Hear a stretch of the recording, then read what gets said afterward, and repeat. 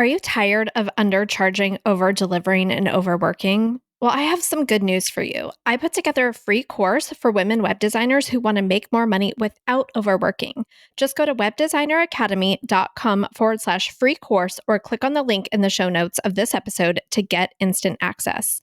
And since you love podcasts, when you sign up, you'll have the option to get the entire free course instantly in a podcast feed so that you can listen on the go. So if it feels like you've been working 24/7 but not making as much as you want, go get that free course right now at webdesigneracademy.com/free course. Welcome to The Profitable Web Designer, a podcast for web designers who want to work less and make more money. I'm your host, Shannon Mattern, founder of the Web Designer Academy, where we've helped hundreds of web designers stop undercharging, overworking, and create profitable, sustainable web design businesses. Hey, everyone, and welcome back to the Profitable Web Designer podcast. I am so excited to introduce you to my guest today, Michelle Warner, who helps business owners design businesses that they don't want to burn down. She's the host of the Sequence Over Strategy podcast, creator of Networking That Pays. She helps introverts create more leads, consistent referrals, meaningful connections. She's so good at it that we connected some point years ago, and we are like, we know each other. We were trying to figure out like how we knew each other. So yeah, Michelle, welcome to the show. Well, thank you for having me. And yeah, the world here is small, isn't it? Everyone's connected in some way. It sure is, but you are so good at creating intentional connections that kind of come back to you over time. So I'm so excited to dive into that over this episode. But first, I just want to hear more about you and your journey and kind of how you got to this place where you're helping entrepreneurs build businesses that are there to serve them long term. Yeah, it's a little bit of a funny story. I will go as fast as I can. Go back to about 2010. I was graduating with my MBA from the University of Chicago, and I had spent a lot of time while I was working in Chicago professionally building businesses on the South Side and doing a lot of business development work in terms of just stabilizing small businesses. When I graduated, I became a very traditional tech founder and had a social impact tech startup that was getting low-cost internet into the inner cities in the United States. Did that for about 5 or 6 years. It was a fantastic experience. I was also becoming that very typical tech founder where I was about to destroy everything I had built because I was so burned out, and we had grown to a place where it wasn't really a mess. We needed HR handbooks, and it was at that kind of adolescent stage, and I'm not into the adolescent stage. So found someone to take that over. They're still thriving, and it just makes me so, so happy. But I stepped away and kind of combined all those experiences that I had had of a traditional MBA. So I know the very formal structures that you should be thinking about when you're building a business. I've had that tech startup experience where you're just winging it day to day, figuring things out, and also worked a lot with very small business owners, small women business owners. In that tech startup, our customers ended up being a lot of single moms who were at home, and they became VAs as soon as we were able to get them internet into their hands. So I started to see this economy that was happening of small business owners online. And I had so much admiration for them because they were just winging it and figuring it out and had to figure it out and had no background. And I looked at it and I thought, I've been fixing businesses and building businesses since day one. And what impact might I be able to have if I help these people who have so much courage and just are going for it? And if I help them think through some of the basics and just get on a little bit of a better guided path, wow, what an impact that could be on all their lives and all their businesses. So I've been doing this since about 2015 now in terms of just trying to stabilize and keep people building in the best way that I know possible. I wish I would have met you in 2015. Right? Because as I'm hearing you say that, I do not have a business background. I have a marketing and communications background. I was trained to be a corporate robot. And so I don't have that business background, but I had that drive, that courage, the desire to do something like to have freedom, flexibility, and like autonomy, which then has evolved into like just wanting to have a bigger impact. Yep. I did not know what I did not know back then. And I'm scrappy, I am persistent, but Mhm. scrappiness and persistent takes a lot of energy It sure does. and a lot of capacity and a Yeah. lot of like talk about burning yourself out like Yeah. several times and being like, this, the way I'm doing this thing is not working. Yeah.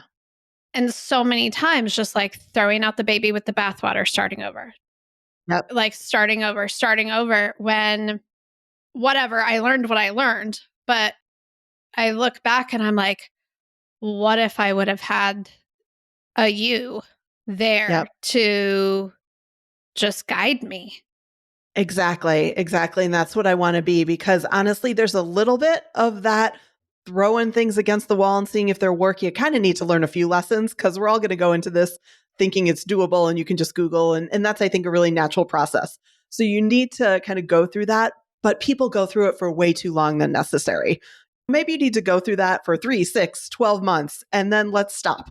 On the 4th, 5th iteration of that kind of frustration, that's when we can start getting you on a really stable path. So I always want to encourage people like experiment early on. You need to do a little bit of that and you need to have those experiences and frankly be burned a little bit, but we can stop that process way way way sooner than most people are able to stop it and that's how we stop the burnout and that's how we get people on stable paths forward. Oh man. So I just want to know like, if I had met you back then, what would that have looked like for us? Yeah. Well, one of the things that I do say, and it's the name of my podcast, and this isn't intended as a plug, but I think it's so critical, is I talk a lot about sequence over strategy. And when I'm working with people, my deep, deep, deeply held belief is that it is more important the order in which you do things than how well you do them. And that is the opposite of how most people operate. And so that is one thing, especially when I'm talking to new business owners that maybe aren't ready for my one on one package. I talk a lot about what order are we going to do things and what order are you going to tackle things?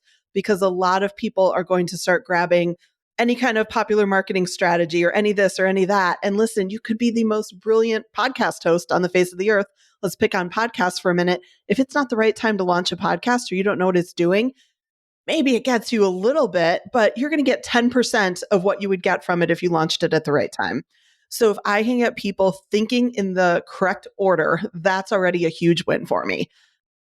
And part of that is like screw up for 6 months and then let's start getting you in the correct order of operations. And that is so boring, but there's so much power in it. And so that's what I talk about when I'm in front of newer business owners is what does that order look like? One of the things that was coming up for me as you're saying this is our listeners are web designers. Yeah. And then they get a new client who's a new business owner with like this grand plan and these big ideas. And they start working on this project and then it stalls out. And then the client wants to pause, or the client's getting cold feet, or there's all this scope creep or tons of revisions. And the designer, they take that personally, like, I'm not doing a good job, or this person is a bad client, or all of these things. And I'm so curious what your take on this is, because usually my thought process is like, this person shouldn't even be building a website yet. 100%. 100%. And I would even take it further. What I would advocate in that moment is as a web designer, you're the expert. And so you can recognize that. Yes. And people love stages or they love steps. And so I would be thinking about the stages of a business and what sophistication level of a website is required at that point. And I would have a little visual if I were a web designer. And if I were meeting with someone on day one of their business, 100%, I would tell them, you do not need a website right now. But maybe if they're at year one, I would be presenting what does a year one website look like? Let's get them talked down from the grandiose ideas because they don't know any better. And if you can show them visually the difference between a year one website, and I'm simplifying it here, but if you can show them visually the difference between, hey, a year one website looks like this, it includes this, and a year five website includes this, or a year three website, or whatever you want to call it, then they're going to accept that. If you just look at them and say, you don't need this, it's too much, they're probably going to get a little defensive. But if you can show a visual of the stages and say, hey, you're a beginner business, but you're ready for a website, beginner plus, whatever we would call that, then here's the 5 pages we need to get up right now. Anything more than that will be a distraction. It's too much of an investment. You'll lose your investment, like whatever justification you want to give. But hey, once you reach this milestone, then you're at medium website. And that's when you should be thinking about that 2 years down the road. That's how I would be thinking about that. And frankly, taking a little bit of power back in that conversation and being able to direct your clients. So good. So back to like sequence over strategy and like the early stages being like, go out there and experiment and make some Yeah. mistakes and don't worry about it and touch the stove and whatever. Like, Yeah. f- find all, but then like, what are some of those early stage steps, even for our listeners that are beyond that, but just thinking about, oh, let me keep this in mind when I'm actually like talking to potential clients? Yeah. Well, I will tell you the biggest one, and it may be a step before talking to a potential client, and that's knowing what your marketing philosophy and strategy should be. And this, again, is something that you're probably going to have to screw up in the early days, because what I'm about to say is, again, not always a message people want to hear, but I think of marketing on a continuum. And on the left side of that continuum is something I call relationship marketing. On the right side is something I call traffic marketing. Relationship marketing, the most extreme is going to be a referral. Traffic marketing, the most extreme is going to be emails pounding your inbox all day. I always make fun of like Old Navy or whoever is pounding you with emails. And here's the deal, every business model is actually in alignment with someplace on that continuum.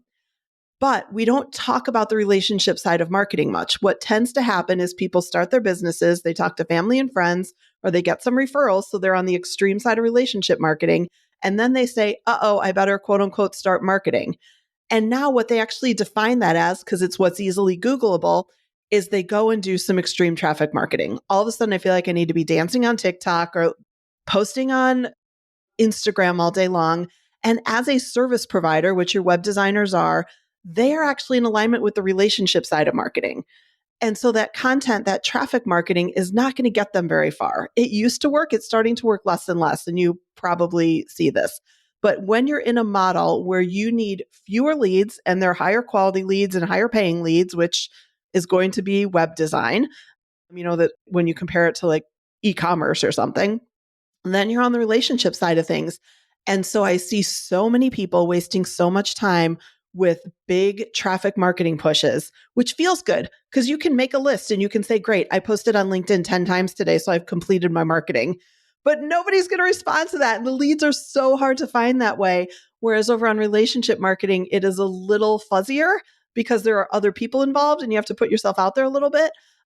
But that's where people get results. And so when I talk about sequence over strategy, that's one of the first conversations we're having is before you start implementing any marketing, figure out where you live on that continuum and then pick strategies that are in agreement with where your model lands on that continuum, what's in alignment. Because your model is in alignment with a specific spot on that continuum. And understanding that, then you can slide in the strategies that line up with where you sit on that continuum. Can I just say, I feel so validated right now that all Yeah. we teach inside of the Web Designer Academy and on this podcast and is relationship marketing, one-to-one Hey. connection, Yeah. outreach, etc. We teach lots of different creative ways to do it. And I don't like the issue that I see. There's a few things, and I'd love to dig into these with you.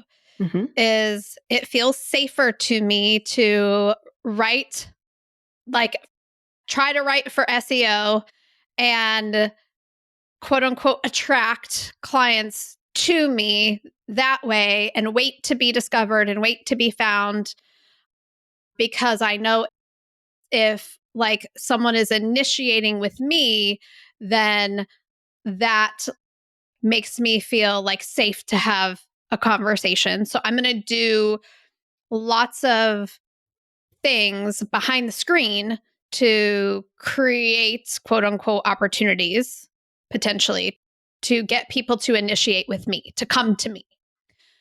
That's one thing.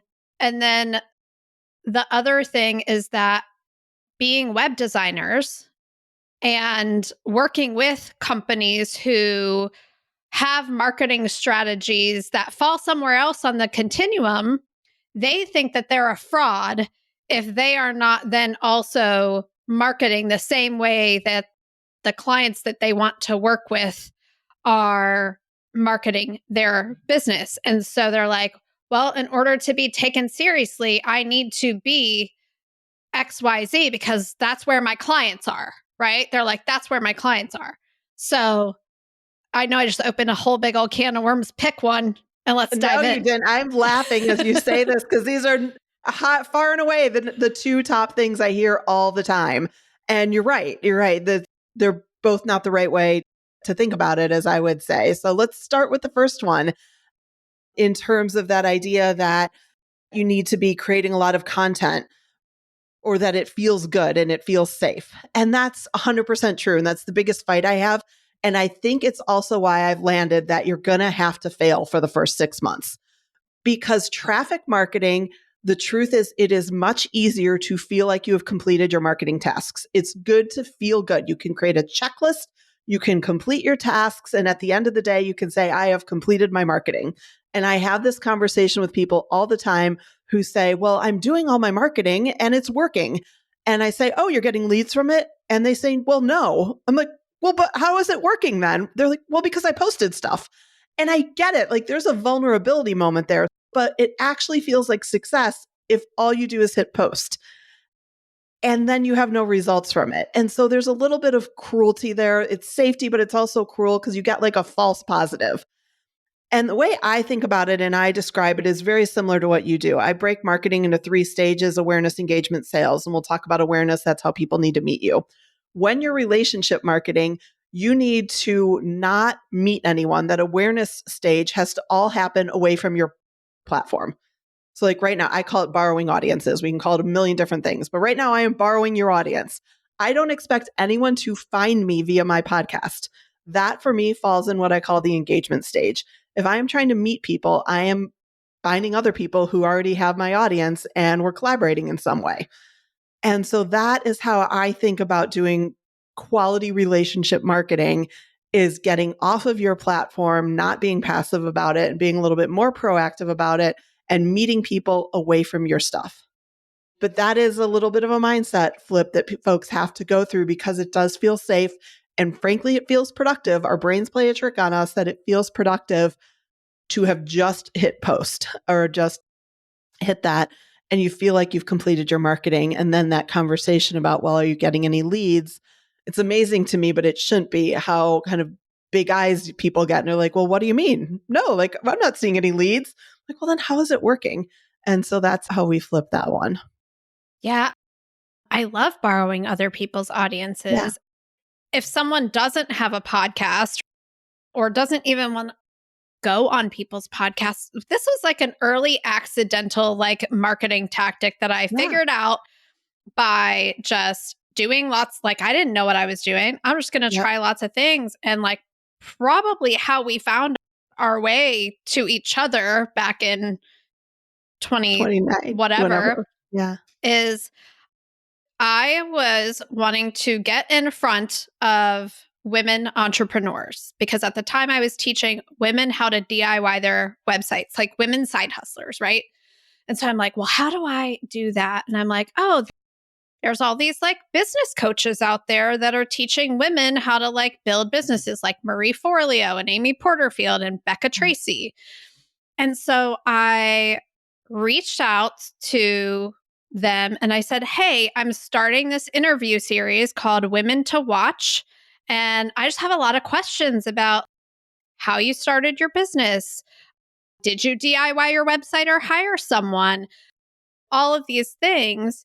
And then at the end, I packaged it. I made a really cute blog post, packaged it all up, and then would send it to them. And I would like make it so they looked amazing. Like it was all about them and their picture and they're awesome. And here's their free thing. And I had no audience at the time. I had zero email list, zero traffic, like Yep. no social media presence.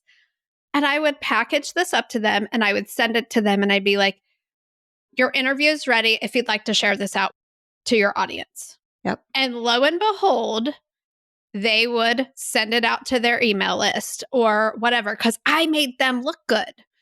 And Yeah. that's how I built a relationship with Becca Tracy from Uncage Your Business, which we think is our connection, Mm-hmm. because then that led to like some collaborations and me doing a training for her audience. And you did a training, and then many years later, we're meeting. And so I borrowed her audience in a very roundabout way. I didn't even know what I was really doing, but it's a tactic that I still use today because it's a give. It's like Yep. a gift. I get to meet somebody new. I get to have a Mhm. really cool interaction. I'll share this with my audience. You'll share it with your audience. We both win. We create more together than we could have created on our own. And if that's marketing, quote unquote, sign me up. I'll do it all day. It's fun. It is marketing. And I would love to break down what you just described, because we built that into a system and we put names around it so that it can feel like marketing and it can feel like the equivalent of posting on LinkedIn or Instagram or whatever everyone's doing. So I'll tell you what you just did it without knowing that you did it.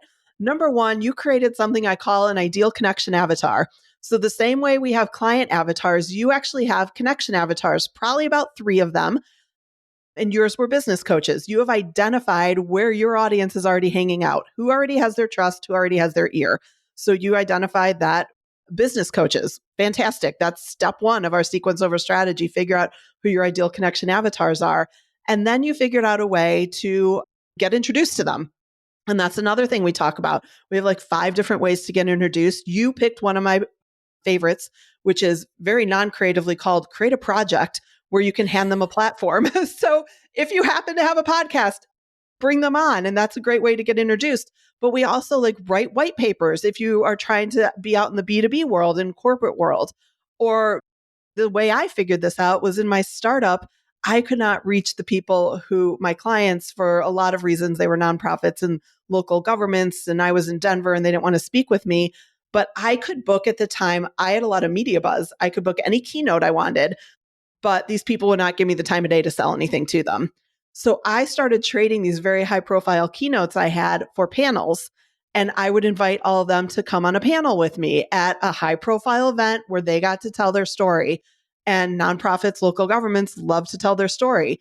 And so that's how I built relationships with my first customers. So again, this is what we call creating a project, but how can you hand people a platform in some way?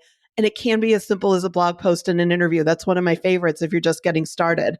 But it can also be if you have an asset that you can utilize and bring people on. That's a fantastic way to get introduced, start the relationship. And then you have the start of a relationship that you can build on. And then you can start building collaborations in. So you nailed the process. That's one of the ways that we teach it and break it down into a system so that it feels fun and it feels doable. I love that I followed a Yeah. actual real process, because it really felt at the time that I was just like taking a lot of stabs in the dark, as people say. Yeah. They're like, people will tell me, it just feels like I'm taking a lot of stabs in the dark. It feels like I'm throwing Yeah. spaghetti against the wall. And I'm like, you're doing it right. Sorry to tell you. Yeah. What they want me to tell them is like, if you do this, then you will get client A within 10 days to pay you $10,000.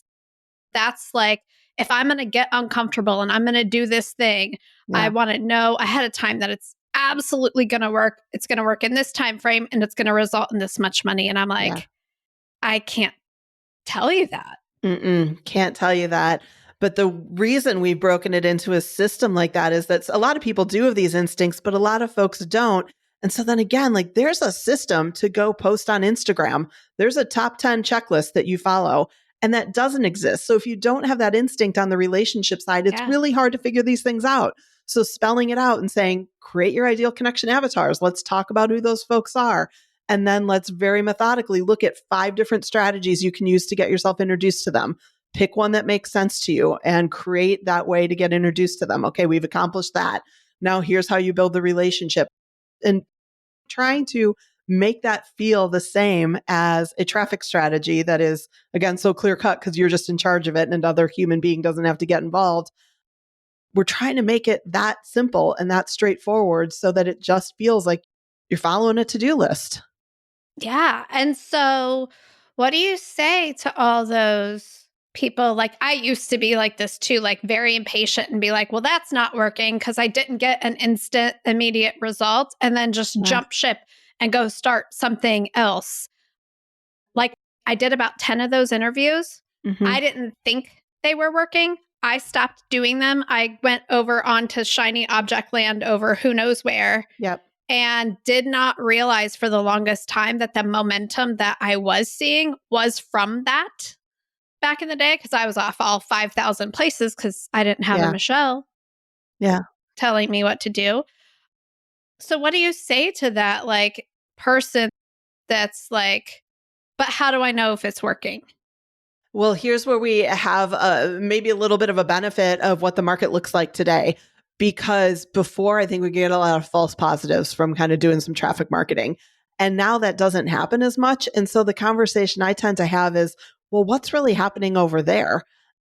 There's no easy button to hit anymore. And so, what version of hard, I guess, are you looking for? Because you're staying busy all day long over here, but you're also not getting any results. And so it's not like chasing a shiny object. There's not a good reason to believe that it's going to go any better over here. And so if you continue doing this, we build in ways that they can see some momentum. Is the person responding? We can now kind of graph what that relationship and that timeline looks like so people know what to expect and they know that it's going to take a little bit longer, but they've also probably experienced not having success with the other shiny objects as well. And I do think that a piece of that is important.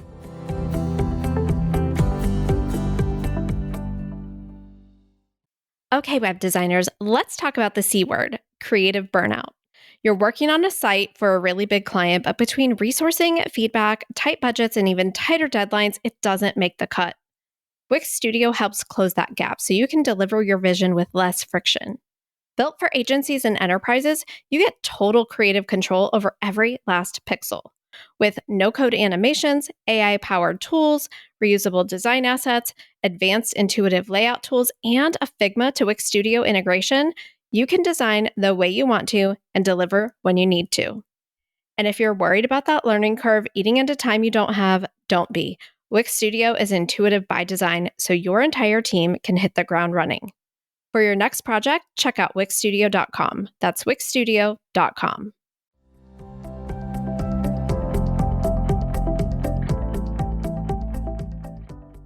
I totally agree with that. And I think one of the things that I say is like any marketing strategy that you stick with consistently will eventually bear some fruit.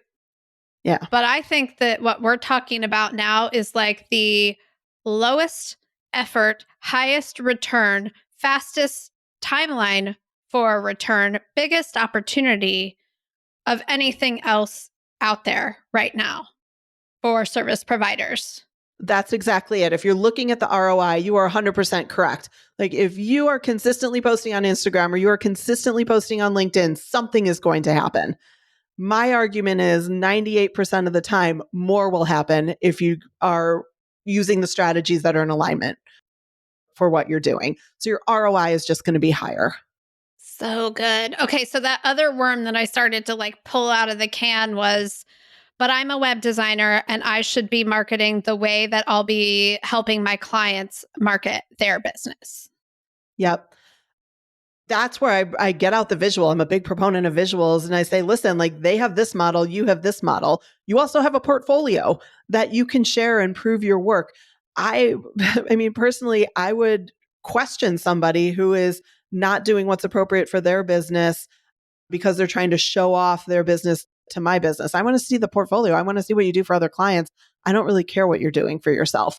And if you get called on that and you're able to articulate the differences, then if somebody can't appreciate that, I'm not sure what to tell them because that's just basic business fundamentals. And I think if you can explain that, that's my answer is your portfolio is what speaks for you.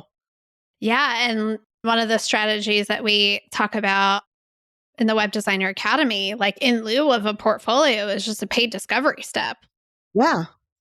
like do a discovery project and show them what Yeah. you can do for them.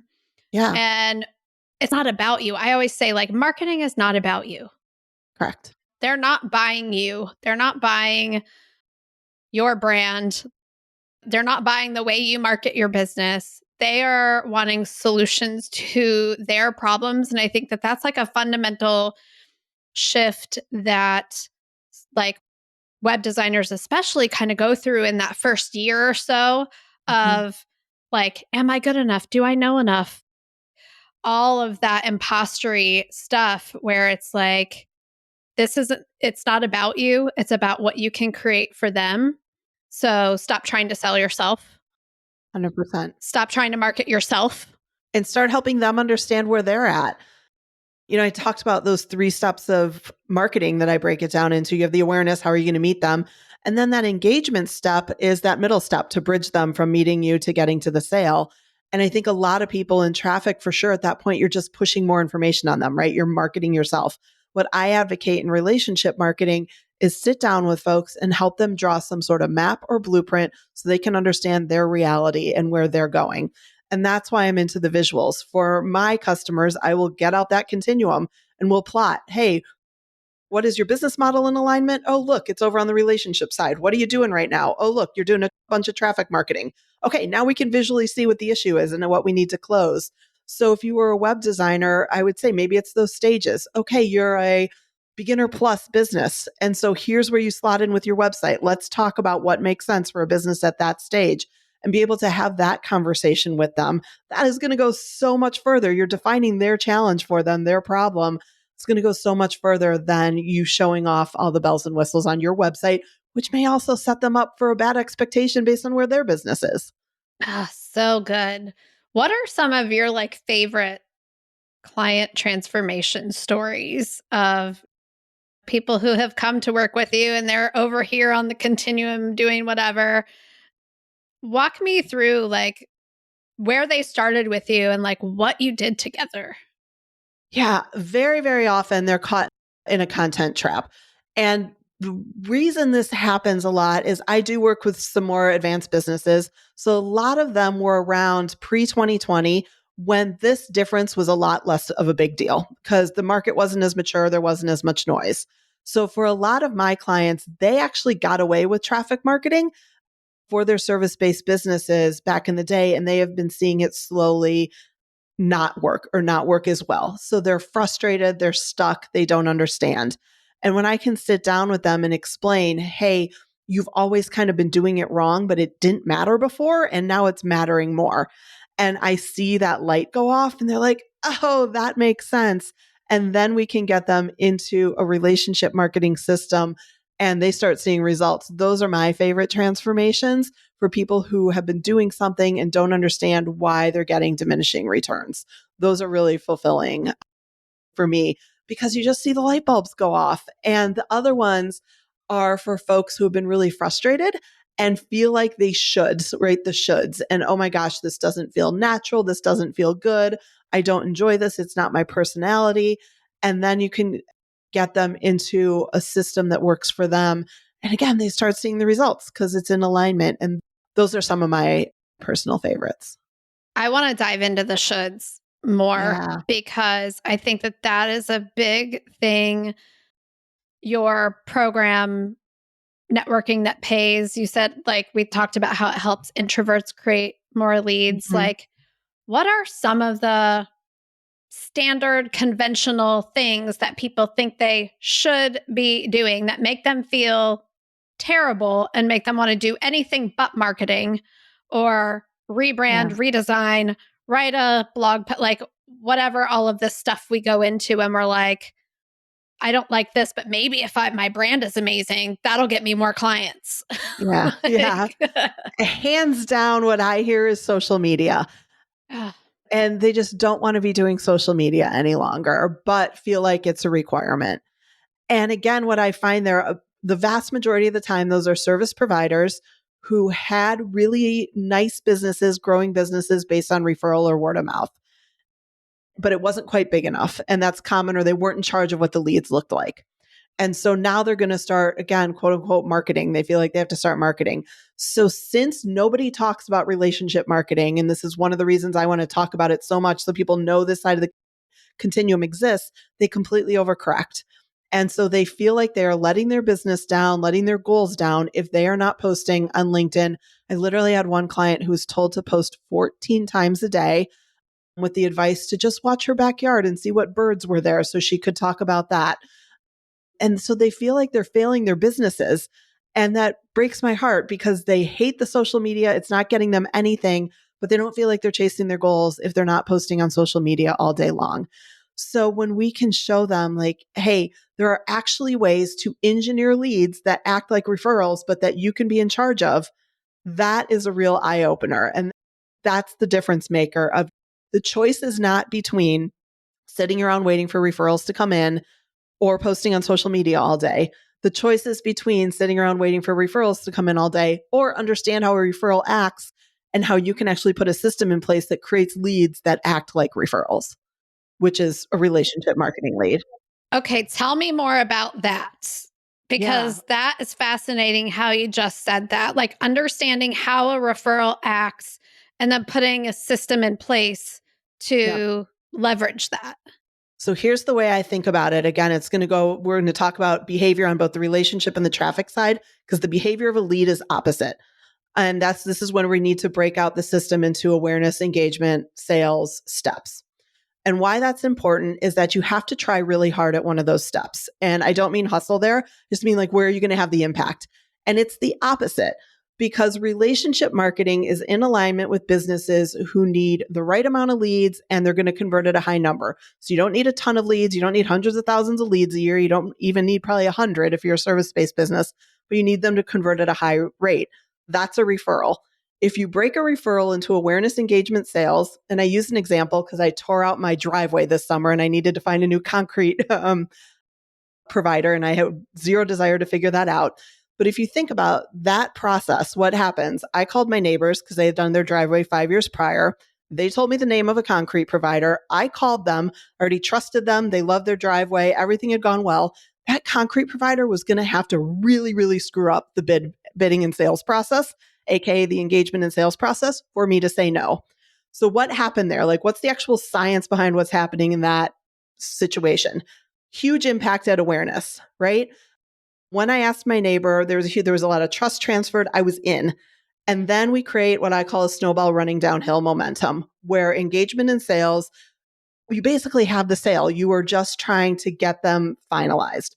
Traffic is the opposite. In a traffic funnel, you need tons of leads and it's going to convert at like maybe 1% if you're lucky, right? And so you can't have a ton of impact at awareness because you don't have time. So you have to go to like lowest common denominator in awareness to just get as many bodies as possible.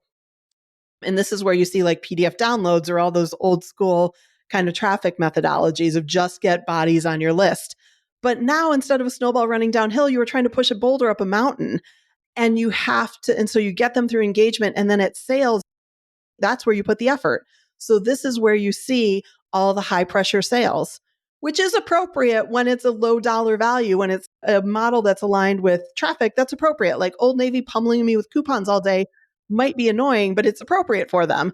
But when you're trying to sell a 5,000, 2,000, whatever it is, web design package, it's very uncomfortable to have that much pressure. And so that's when we see people really, that's when we see customers very frustrated by a sales process and the service provider feeling really gross about their marketing process is when you're trying to put it through that traffic mountain and trying to have too much impact and pressure at sales because that just feels bad.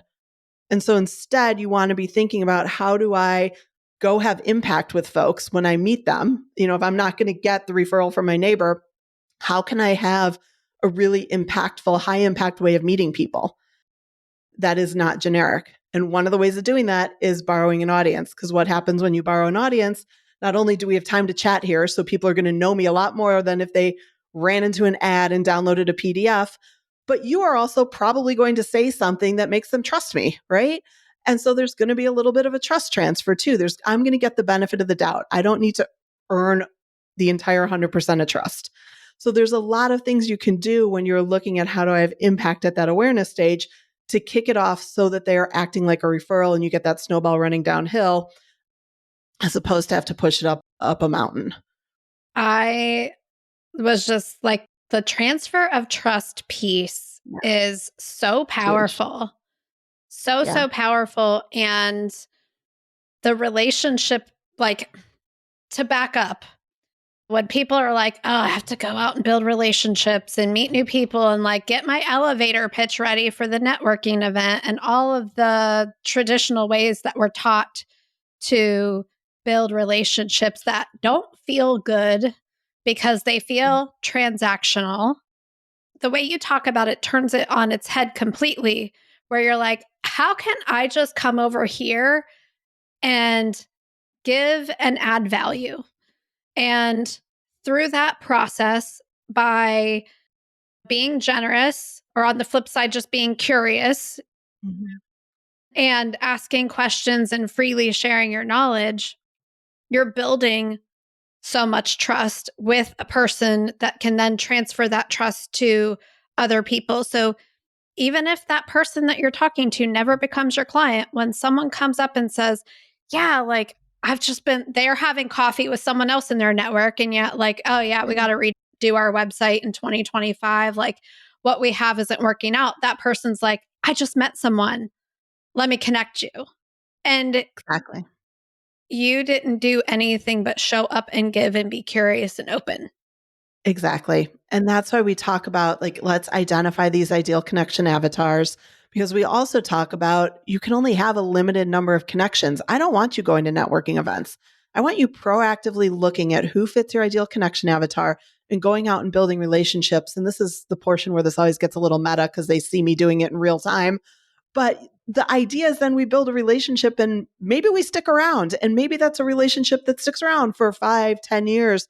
Some of my strongest are, and we're just repeating. And as they bring new folks in, I'm going and meeting their new folks, and whatever the other side of that is, it does go two ways, but you're building stable relationships that you grow together over time. And those just become multiplying effects of win-win-wins across the board. And you're not trying to meet a new person every day and trying to force, like, oh my gosh, how can, there's always that awkward moment at the end of a bad networking conversation when you're both like, how can I help you? And you have no idea what to say because there's no connection.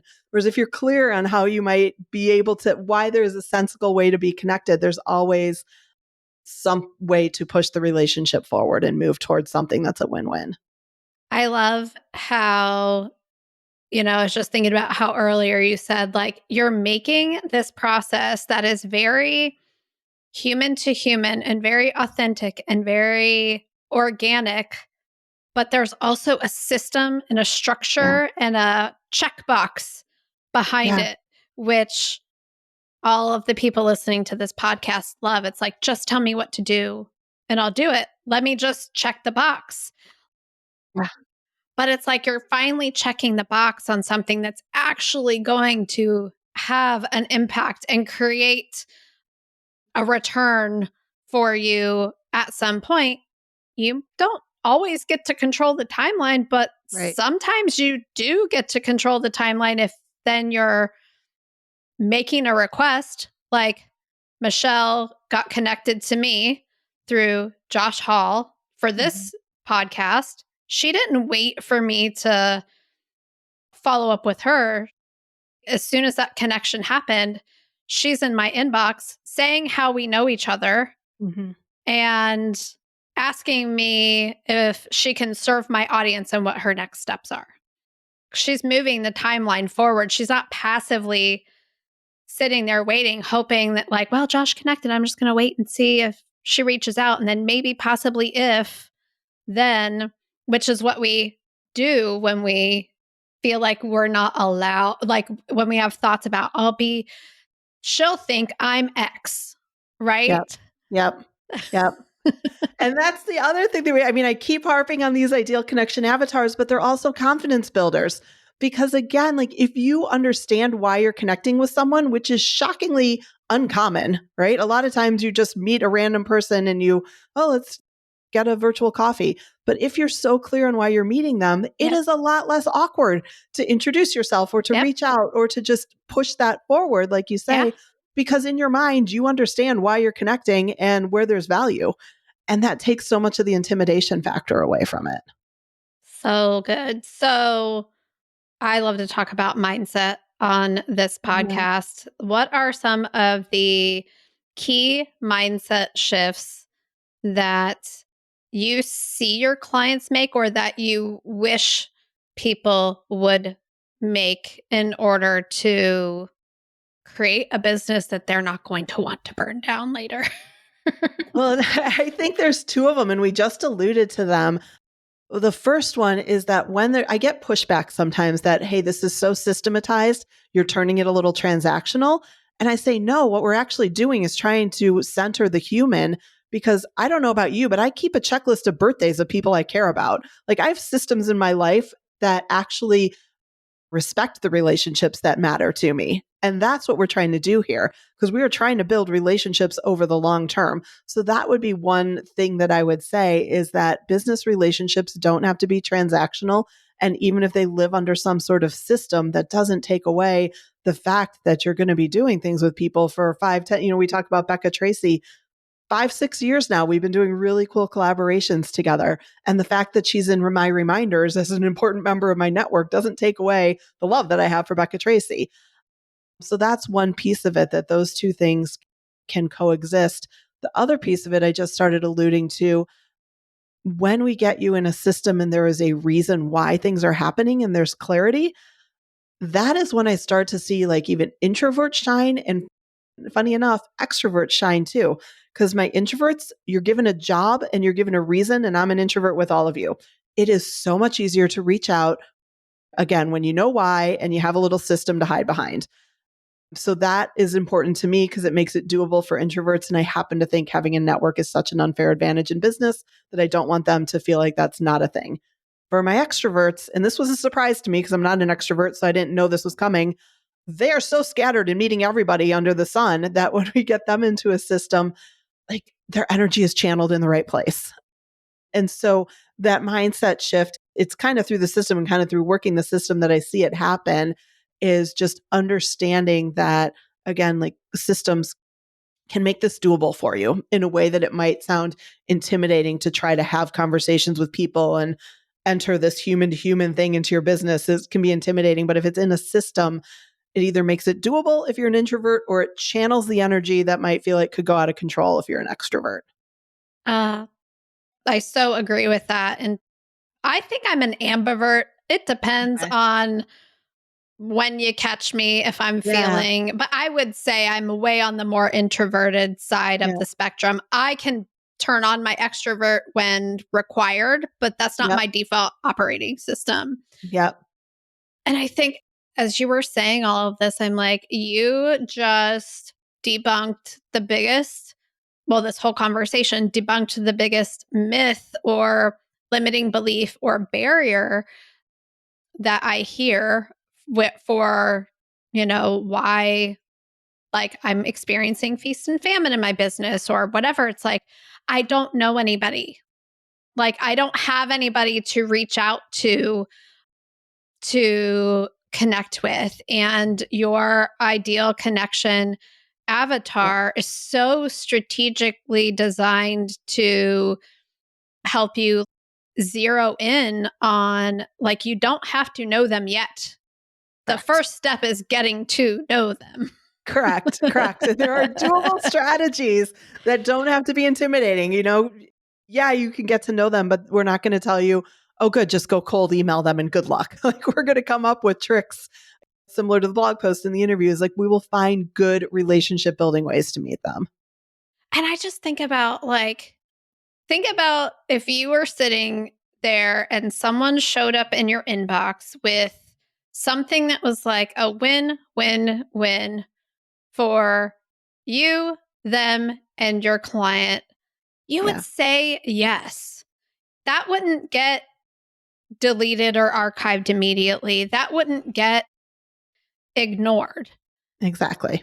And so if you think Exactly. about how you might react if that showed up for you, that's how your ideal connections, they're going to think of this as like, what a gift. What a gift that this arrived. Exactly. Nailed it. You nailed it. When you put that, again, sequence over strategy, when you put that little bit of foundational work in before you go enter some sort of networking situation and you figure out, why am I here? What might the asks be? What might be we be working towards? All of a sudden that conversation goes from crazy awkward into really productive and beautiful in the start of a relationship. I could geek out with you about this for like 2 more hours. Yep. Obviously, we're coming up on end of the time for this podcast, but I just have a couple more questions for you before we Please. wrap up. The first one is, what belief did you have to change about yourself to get to where you are today? You know what? Mine was getting my face out there because I shared that I had a little bit of an entrepreneurial journey. I was always able to hide behind a brand name and was really successful building those businesses. And so I didn't really think much about putting my own business out there. And then all of a sudden, the freak out that it was my name and my face and not a brand to hide behind, that was a journey for me. And frankly, an unexpected one that I've come to realize is very normal. Yeah, I think like literally visibility Yep. for people can be not a barrier, but just like an obstacle to navigate and Yep. overcome. And yeah, I appreciate that because I see that a lot where people are like, let me, and it's a personal choice, right? How you want to present your brand Yep. and your company. But if you know you're hiding, Yep. I think it's an opportunity to dig into like what's underneath and why, because for anybody listening, like you can have such an impact if you're willing to deal with those things. Yep. Yep. And I try to share that one, not to be arrogant, but I came into this space having already done the work for 10 years. Like I was confident. I knew what I Yeah. was doing. I didn't have a lot of doubt. And so for that to slam me in the face, I think, wow, again, like some people who maybe do have a little bit of doubt or what, I just try to share that just to normalize it. It's something we all work through. So good. Where can everyone go to connect with you, learn about your podcast, learn about working with you, learn about networking that pays, just all of the ways that you can support them with creating referrals and connecting with their ICA and all of the things? Yeah, absolutely. So my website is one of the best places. That is themichellewarner.com. Somebody is holding michellewarner.com hostage. So there's the in the front of it. But from there, you can jump on my newsletter. There will be links to the podcast. There are also links to Networking That Pays, which is a networking evergreen course you can jump in at any time. I also run boot camps about how to design a relationship funnel, and there would be information there. And of course, you can send me a message. I am also on LinkedIn and Instagram. You're not going to see me posting publicly much there, but I do hang out in the DMs because I center relationships. So I spend a lot of time in the DMs there. So if you send me a message and say hello, it is very likely that I will see it and would love to hang out there as well. Amazing. Well, I'll link up all of that in the show notes. And just thank you so much for reaching out and connecting with me and offering to talk about this on the podcast. I got a ton out of it. I know my listeners will too. And I just really appreciate you being here. Well, I appreciate you being open to reconnecting, as it were, and us hopping on today. This was really fun and I appreciate it. This podcast is part of the Sound Advice FM network. Sound Advice FM, Women's Voices Amplified.